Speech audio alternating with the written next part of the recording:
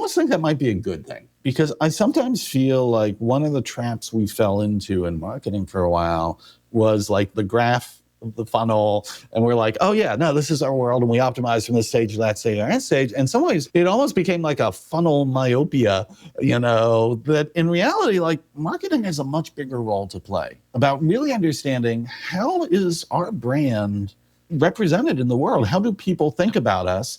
And that's the first step. And the second step, closely related to that, is, okay, based on that brand, our positioning, what we want to make as the promise to the market, when they actually engage with us, do we live up to that? What is that customer experience like? These are things marketing can have an incredible influence on, but you don't get to those answers by staring at your funnel graph. Welcome to the Product Tea with Leah. I am your host, Leah Darin, and we are about to spill the tea with the best from tech about product growth and senior leadership topics.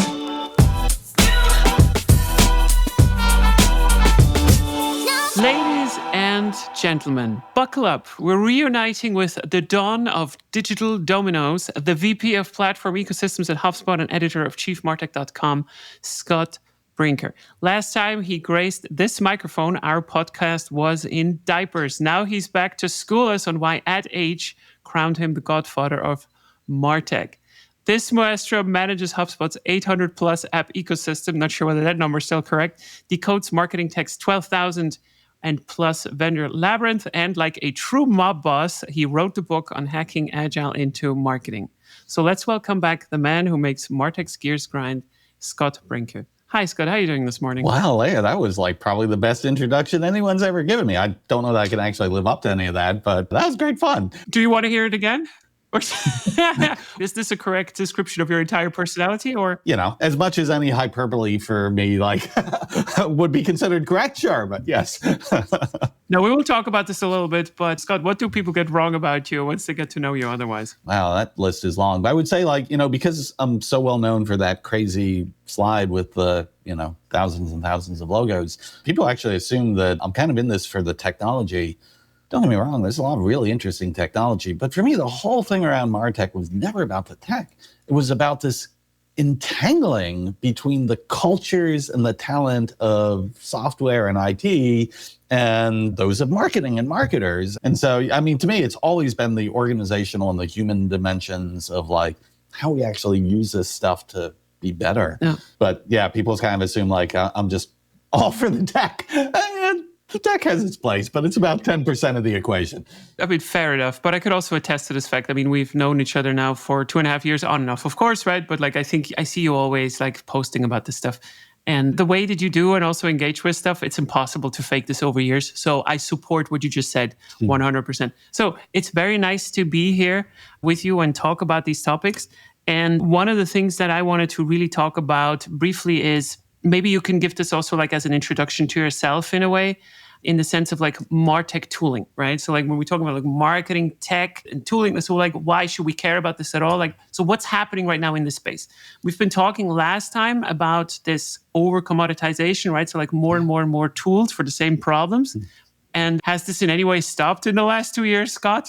Yeah, the short answer is no, it hasn't stopped. It was slowing down for a while. In fact, if you look at the graph over time, coming out of, 2021, 2022, you could kind of argue we reached peak MarTech. Yes, folks were still coming into the space, but people were also now starting to exit out of the space.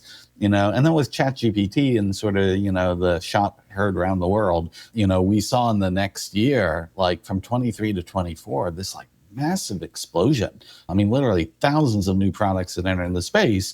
Most of them, as people would call them, wrappers around, an LLM. But it was a pretty significant jump up just because I think people all of a sudden were empowered to try a whole bunch of new ideas, very inexpensively, a lot of creative imagination there. Granted, a lot of stuff that ended up being junk too, but it just, people felt empowered to try new ideas. I think we just came out with the latest data 3 weeks ago now, and it did grow a little bit, but started to settle down. And we're also starting to see, again, more exit of those companies from the past 10, 15 years that got to a certain place and then they never really were able to get beyond it.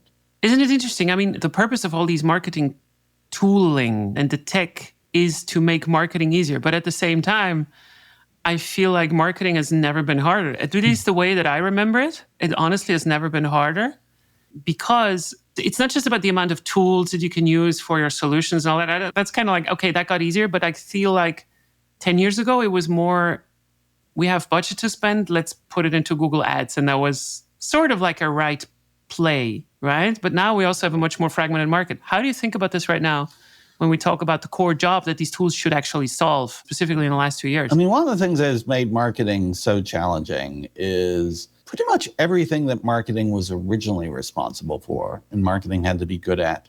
None of that's gone away, right? I mean, like classic marketing, the 4 Ps, really understanding your customers, the personas, being really good at like crafting the messaging, the offers, this sort of stuff. Like that's as important, like all those fundamentals, like if you don't get those right, nothing else you do around that is going to matter. But on top of that, we have like slowly expanded, or maybe not so slowly expanded, like the operational discipline around marketing. And this has been a combination of things. I mean, first of all, the surface areas where marketers like engage with customers has continued to expand. It's continued to fragment. You've got the case that the technologies that customers, that consumers use, like where are they going to get information, make decisions, their expectations of what a great company experience can be, like all these things continue to move. And so marketers have to keep chasing that. And then on top of that, because everyone feels the economic pressure, marketing's under a lot of pressure, figure out like, well, okay, how can you optimize your spend, get more out of less, which then gets us all into this world of like, okay, are we getting the right data? Are we analyzing the right data? Are we making the right choices there? How do we deploy more optimized things? And you start to expand this stuff, and it is a really serious operational discipline. And in all fairness to most marketers and marketing teams, like, that was never actually what they were trained for or signed up for. I mean, this operational explosion around marketing is really unlike anything that the field had been in like 10 years ago. I feel like in my head that the opportunities would be like doing it better than your competitor, because that's usually what it is in a market like this, right? Like, I mean, prices are dependent on what other people are offering and not necessarily how hard it is to do. But I feel like the thing that differentiates you as a marketer nowadays is a cross-functional understanding in some ways. Like, are you able to really, for instance, find out not only like what you should talk about, but where you should talk about? Like just like this decision on, is it more physical marketing? Should we do in-person events? And back in the days, I mean, when HubSpot became really big, it was more like, hey, should we do outbound versus inbound? And that's kind of, it's not over, but like it has shifted. It's not just like a far-gone conclusion that you should do step 1, 2, and 3, and then we just talk about how well you do it. It's really also like, where do you actually do this? Should we bet on this channel or WhatsApp groups or like whatever? And I feel like this makes the job of the market extremely hard. But then at the same time, you have all these niche solutions that tend to kind of like solve only one small part of the equation. I don't know whether you have any thoughts on this. Yeah, no, well, I think you're absolutely right. It's an incredibly fragmented space. And so this is why you constantly see new tools that come up to like address very specific problems in very specific fragments. And in all fairness, over time, those things do tend to get consolidated into the major platforms, or major products. But the problem is it's a dynamic system. It's not like, oh yeah, here was all this fragmented stuff, slowly get this all consolidated and then we're done. The problem is we're consolidating things on one end, like all these new things and fragments and emerging things keep coming. And so it's this, I mean, for better or worse, it's just a very continuous cycle. And so the other thing is, I mean, to your point here about just the competition, I don't think we fully appreciate the fact that for a long time, just the way marketing channels worked and the way marketing worked in particular categories or markets is you had a limited competitive set. You had a limited number of people who could come in and actually compete with you, or, not just competing with you for your specific product or job to be done, but frankly, even just competing for the attention and mind share of the prospect or customer you want to engage with. And boy, the world we're in now is it is so easy for so many things to be overlapping and adjacent, certainly from a direct competition on jobs to be done, but also even more so from attention. I mean, oh my goodness, that's the one thing we have not changed in any of this craziness is just the actual physical limit of how much attention a given human being has. And it's pooled in so many ways. And so for marketers to be in that space, I think you're right that the job has gotten a lot harder. And this is not anything even necessary to do about the technology we use as marketers, although I guess indirectly it does. It's about the fact that just customers and consumers themselves, technology has just exploded the number of things that they are inundated with and they are juggling, and it gets harder and harder to break through. I'm wondering whether you have seen something, like if you look back at your time at HubSpot as well, like in the many years that you've been with them as well, in terms of like how marketing is done. In my mind, I think this shift has happened between marketing's job is to convert people or like bring high intent people into the funnel, right? So like, creating these MQLs and so forth, but it's relatively still, it was back then still relatively close to the revenue to some degree. Nowadays, it's more about, hey, the first job of marketing is to just create some kind of attention for time. And the problem with time is there's no credit card booking at the end in your account. So the controllability, like knowing whether whatever I'm doing with my marketing campaign or my tool, whatever, like the outreach, like sending 1,000 messages, it's very, very hard to attribute it. And it's very hard to attribute and kind of like follow back. It's also hard to kind of know whether what you do has actually like works, which is ironic because at the same time now our tracking tools got better and everything. But at the same time, everything is it's exactly what you said. It's not that simple anymore. It feels complex, right? Yeah, no, I mean, it's funny, like attribution has always been hard. And I think this is one of the things that, there was almost an illusion for a period of time. We'll say maybe the golden age of, like 2010 to 2020, where people believe like, oh, no, because this is all digital, we can actually have pretty good attribution on this and we can optimize around that. And for a while, I would get in arguments with people because I always felt like, yes, but, the challenge is like, yeah, there are certain things that can be very clearly measured and tracked. But the vast majority, I mean, depending on what you're selling and how you're selling it, I mean, like people have interactions that aren't all through the browser of their Google search. They talk to their peers, they talk to their friends, their colleagues, they see things, they hear things at a conference, that someone else has said. There are all these things that always go into this mix of how people make decisions for who is their selection set, who is the ultimate purchase they make. And it had always been the case that actually the digital touch points that were clearly measurable for marketing were always just a subset of that. And so it was almost like a philosophical case, like it was just impossible to actually know what true attribution was. But I think now what's happened is because even the digital side has gotten so unbelievably fragmented, and it is every customer is taking their own journey in different touch points and in different ways. Like it is just really hard to aggregate that. And I guess this is where, in some ways, it is really interesting because I've had some good conversations with other senior product leaders on this. And we've come to the same conclusion from the product side as well, because it's like there was also this belief that, hey, we can tie everything to a quantifiable outcome. The amount of trials that you're driving or like the amount of tickets that you're driving down or whatever you're doing, right? And I have, since a couple of years, I've used this phrase of like, I'm trying to be data informed, but not data driven, because I do feel like it's exactly as you said, right? Like if parts of the machine you can sort of measure, then you start to overemphasize these results where the others just get lost.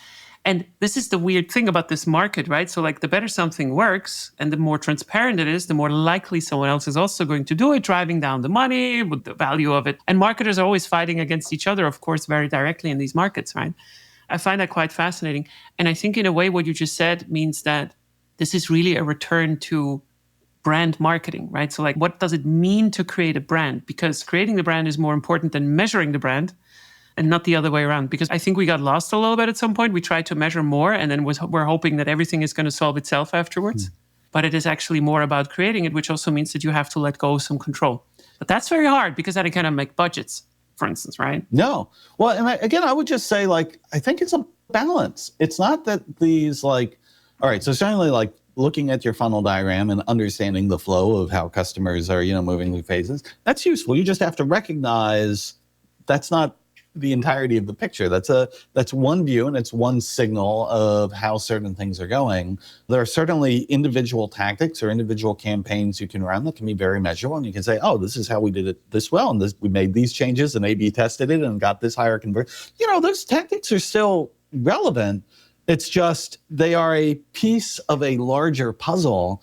And I think particularly in the age of AI here, where, everyone's getting all psyched out of their thing of like, well, will AI just do this and AI just do that, where the quintessential, human leadership has still so much responsibility and power is being at the level above that of just trying to synthesize like, okay, yes, we're doing this campaign, we're doing this conversion optimization, we've got this thing that's, links through here, but whoa. What is the customer, promise, the customer experience, that is complex. It's interdisciplinary. It's across the org, and it's hard. It's like really hard, but that's where I think marketing leaders can add so much value if they embrace it and do it well. I think I agree with this as well. And it reflects a bit like how I personally use AI in my life. I only use and trust it where it has a complete picture of the data that's around it. So I don't ask it, for instance, to make strategic decisions for my advising clients. I do keep track of stuff, that I work with clients and so forth, but more like as a reference and like as a knowledge database. But exactly what you said as well, like you can tell an AI to go to HubSpot's pricing page and tell it to analyze like, hey, can you tell me how to optimize this page? And we'll have a very opinionated take on it.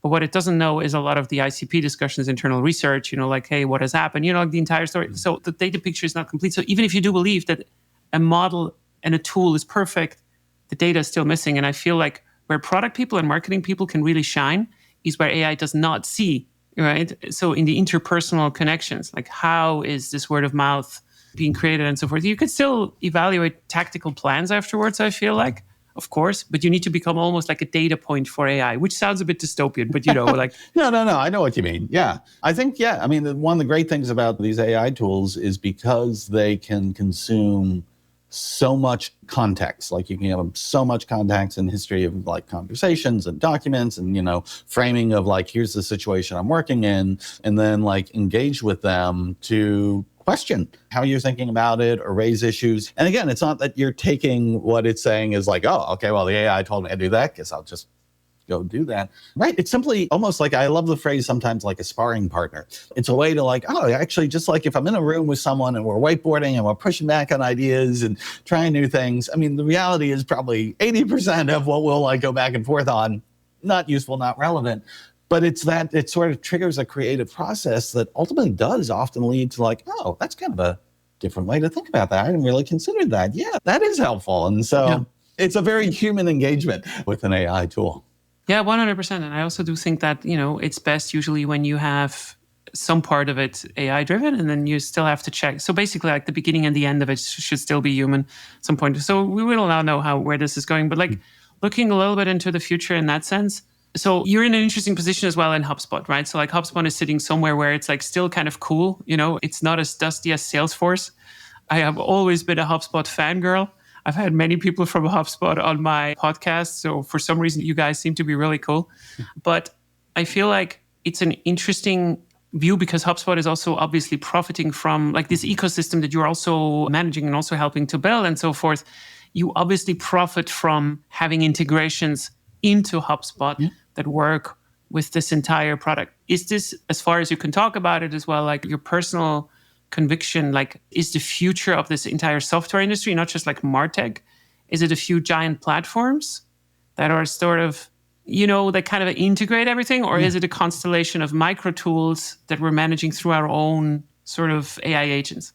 Yeah, well, I can say my personal opinion on this is it actually is both. Because I think this is the thing, the value I've always felt of a platform is it provides a center of gravity. I mean, there's so many tools out there, so many things. In fact, one of the things that's most exciting right now is with AI, you're seeing the re-explosion of custom software. I mean, for a while, I was getting to a place that everyone's just like, yeah, I'll just buy this commercial tool, I'll buy this commercial tool. Now people are starting to get to a place where they're like, yeah, I can use that commercial. Oh, actually, I can sort of spin up my own thing that'll do this exactly the way I want, which I'm actually think is a really wonderful thing. But it even further fragments, the universe of, okay, for any given company or any given team, what's the combination of things they're using?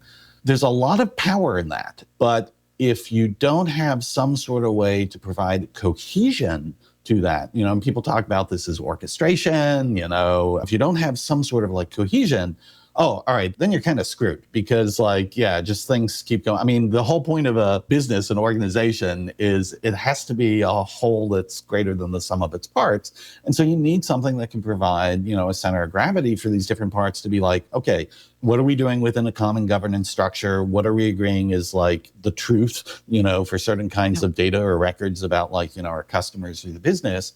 And I think those centers of gravity, a lot of the market forces lean in the direction of saying, yeah, a smaller number of consolidated platforms is probably the best way.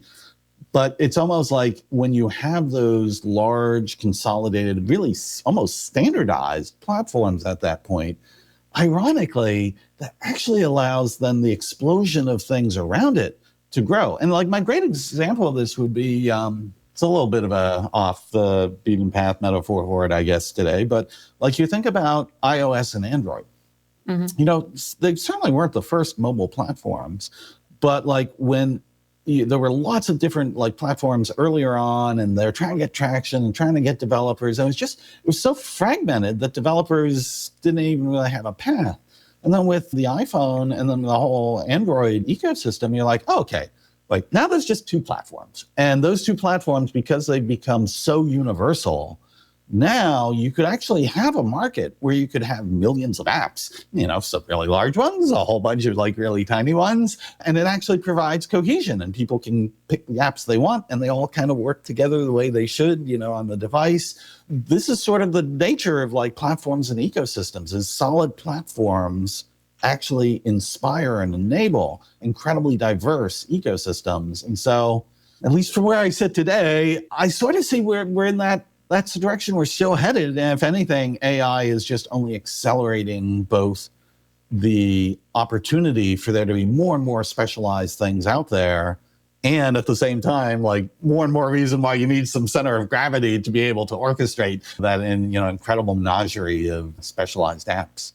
So there's so many interesting things in there, in the sense that, for one, you could say that I think it's safe to say that AI genuinely makes us more productive. Like if there was a unit of whatever productivity that you could attach to it, you could say that, that's a very clear thing. It's not just like, hey, we're doing things a little bit different, like summarization and, content, analysis and so forth is really, really good, right? So even just for that, that's not a crazy statement. So we're getting more productive. And there's also this kind of sentiment around that, well, if you're so productive as one person, you're also kind of cutting down on a lot of these organizational problems that you usually have when you work in bigger companies, with you don't need to go through 3 levels of people. You can just you can ship something yourself without having to wait for Gary, from the other department to finally pick up your tickets and so forth.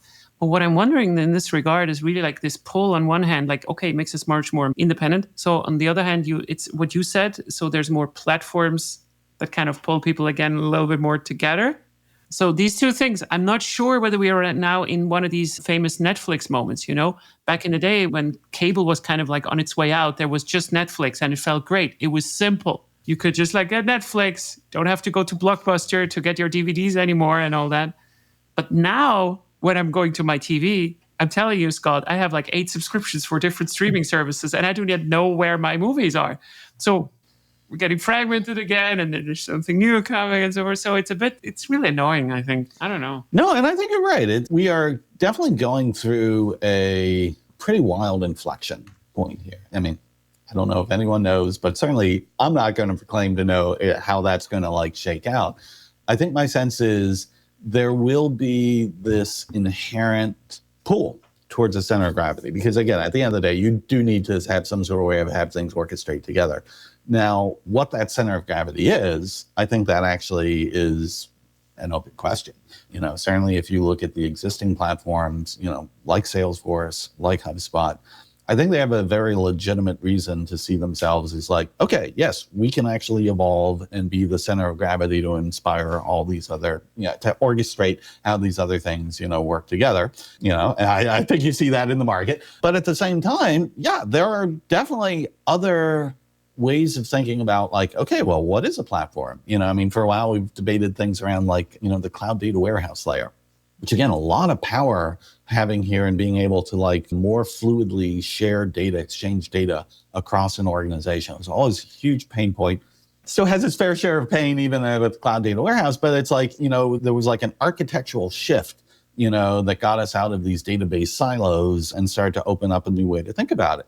And now you see the cloud data warehouses start to move up the stack. I mean, you have in fact, actually, for that matter, the cloud infrastructure, the hyperscalers, right? GCP and AWS and Azure, started, very low level infrastructure capabilities. And then they start adding things on top of this. Even things like ChatGPT and Claude and Gemini, some of the new releases that they've come out with is support for tool use and being able to integrate things here and there. And so all of these players, I think, may have a stake in being like, okay, well, out of all these folks who are now starting to circle around, who is the center of gravity? Who is orchestrating this? And again, if I put my HubSpot hat on, I think we've got a very good strategy of, how we be a center of gravity there. But I think it's also completely fair to look at the market and say yeah, there's going to be a lot of competing architectures and ideas for that too. You know what I think will happen in some ways? I'm not sure whether this is true at all, but Salesforce back in the days used to be one of those players that was really getting rid of a lot of these on-premise software players that were also around at the time.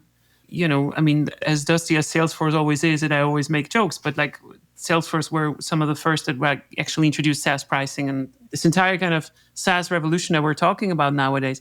Now, interestingly, I can almost not name any company anymore that used to be from back in the days then.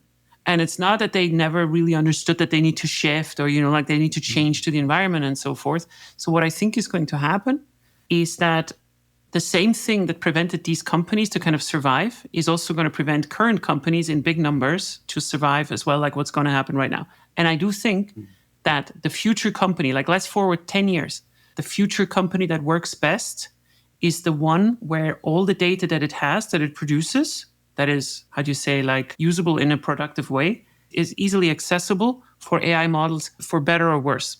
And I think existing companies, I don't know whether that's true also for HubSpot, but for most of the companies that I work with, data is a mess. It's siloed exactly in the way that you also said, right? So marketing has their own tools, they have their own definitions and events.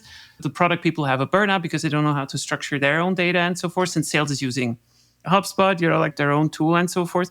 But I do think at some point you will pay a price as a company if you cannot bring your company to AI, because it's just so much more efficient to not have to deal with all these problems that we've had. It's not fun to deal with these data challenges right now. Yeah. So I at least agree with you halfway on that, which is, I agree with the problem and I agree, You're absolutely right. The winners will be those who come up with the solution to that. I think whether the existing platforms or new companies, who will actually be able to execute on that, again, I'm biased. I'm working for one of these platform companies, but I genuinely believe, they can actually transition to this. And part of it is, the example with, on-prem to, cloud is a great example, is we've had these cases over 4 decades of tech where we've seen Clay Christensen's model of disruptive innovation happen again and again. And we've seen how it destroyed whole sets of companies and it birthed all new ones. What's interesting now is you have a generation of leaders that have grown up on that. They've seen it. They've understood, this is how this company got killed. This is how they failed. Some of them probably were sitting in class with Clay Christian at one point in time. They're sort of baked in. And I think you see this with, what these companies are doing. Again, to take an example other than HubSpot, you see what with, Benioff and what he's trying to do with Salesforce. He is clearly turned the wheel all the way to be no, we're heading into this, because they are actually, I think incredibly, paranoid would be the wrong word. They're very cognizant of it's moments like this that companies get disrupted, and they are hell-bent on not making the mistakes their predecessors did. Now, I'm still not saying that's easy. Some of them may still not actually make it anyway, but there's a self-awareness to this that I actually didn't see in that transit. The on-prem people, they actually fought the cloud revolution for, and that was the wrong thing to do. Yeah, that is true. However, so I would like to disagree with it a little bit. No, for a very specific reason. So I do think I agree with you that we have much more education as well, like in terms of leadership and also like, hey, so what should we do and so forth. But the problem is the two factors that are holding back companies of that size, like I'm not betting on Salesforce at all, is two factors. The first one is the organization themselves, how it has been structured. Originally Salesforce, like everyone else, has been a matrix organization. They're barely a little bit cross-functional nowadays. So HubSpot is much more modern in this way. Why? Because HubSpot is younger. That's exactly the reason. HubSpot was founded with cross-functional teams and so forth. But so you have an organization that has been built in the image of back in the days, right? So like you may be saying like, okay, we can reorganize an organization, but it's an incredibly hard to kind of pivot monster that is driven by a fuel of existing revenue that no shareholder of value will say that, yes, it's okay, risk this, right? I think this is the problem with most companies. This is a bit meta right now, but like, I think this is the problem with most companies, that people who hold the power over this, like board members or like, stakeholders, whatever, like investors, say that, well, we agree with you, but you're not going to risk our revenue in the next 5 years for this, because it will lead to churn in some way. So unless you start a new kind of product line where you can pivot this, I would like to see it. So I'll give you one more example and then I'll let you speak. We all know that product-led growth is incredibly important in market environments right now that is crowded. We all know this, right? It's a normal kind of, it's not a crazy thing. Yet, almost no company has managed to pivot their company to have a product-led growth offering that is really solid. Salesforce has tried it with buying Slack. It did not work. It is still really weird. And I have not seen a big player do it successfully. That's just what I wanted to say. So like, in terms of there's awareness, but they can still not do anything about it because of the existing revenue and the structures that they have. It's a very good point. That is exactly why, you have always had the Christensen's disruption is, the new thing and what revenue can be gotten from that relative to the existing revenues. So I think people are actually super hyper aware of it. I think it'll be really interesting. So two things like that. I do think there are really interesting ways for companies to blend these models, and you're starting to, again, I'll use Salesforce just because I've seen, what they published publicly, right? This whole thing of like, okay, we're going to give you this very flexible model where we have a usage-based thing that we're doing here with AI, and we have a seat-based thing that's more of the legacy thing. Yep. And now you can fluidly move your payments to us across any of these things. Like if this is working more for you, use that. If you're using this other one, that's interesting. Again, I'm not going to say it's going to be easy for anyone, and it may ultimately not work for them, but they're clearly trying to figure out like, okay, wait, if we have to do this bridge from the past to the future, can we actually architect something with that in mind? I think it could work is because it's not just about the transition of the vendors. It is about the transition of the customers. Like there are no customers out here at this point in time who are basically going to say, let's just get rid of all of our seat licenses and we'll just do this all just whatever Claude tells us to do. And, we'll just pay by the token. No one's ready to do that for everything, right? They have to go through their own transitions. They have all these existing operations for their own business, the way they run.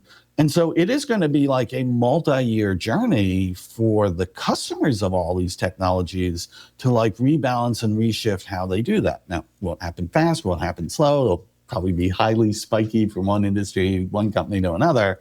But again, I'm not going to try and claim this is going to be at all easier, that everyone's going to be successful at this.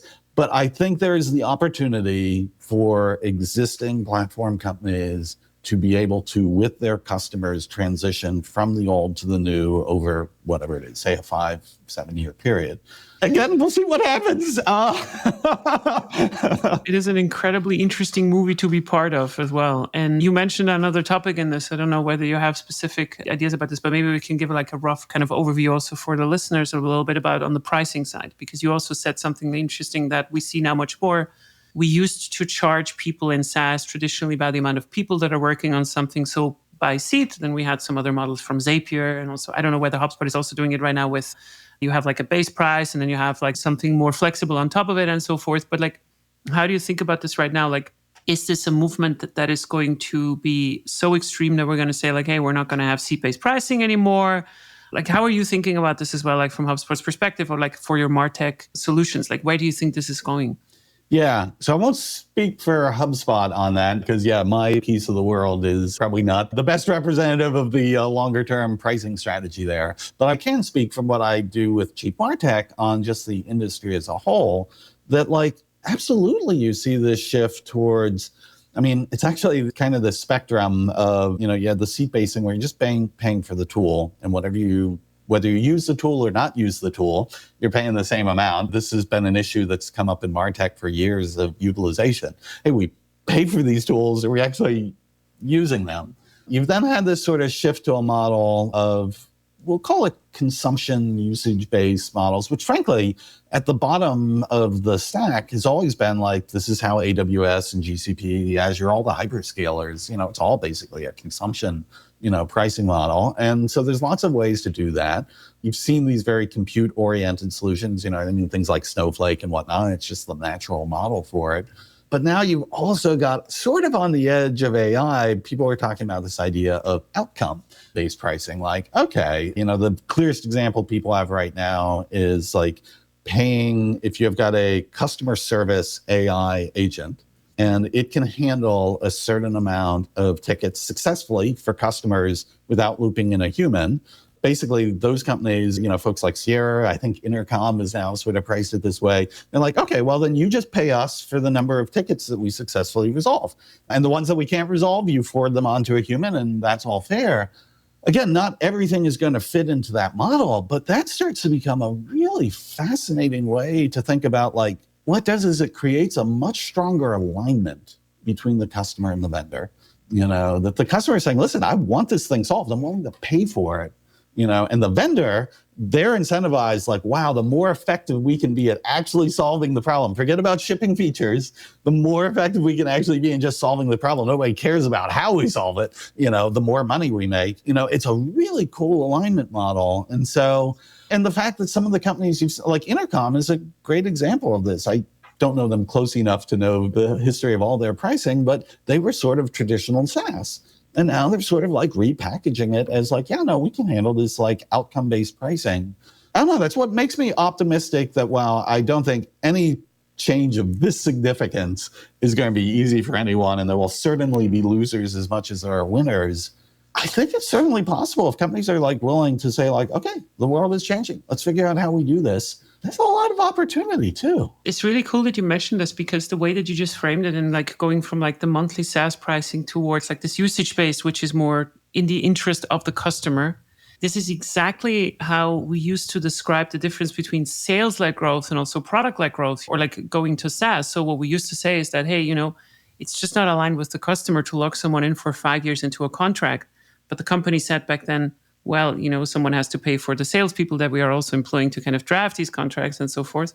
So why don't we give customers as a differentiator a monthly bill that they can cancel at any time, which was the SaaS pricing model. Yeah. And now you're saying that, well, the SaaS pricing model is still out of line. So what we're doing is we're aligning ourselves more and more with the customer. What I find interesting in this is that whenever you're doing this as a differentiator, you're also introducing risk to the business. So if I imagine, when was COVID? 4 years ago? Yeah, I know. It's so hard to keep track of that. It's hard to, I don't know anymore. Last century.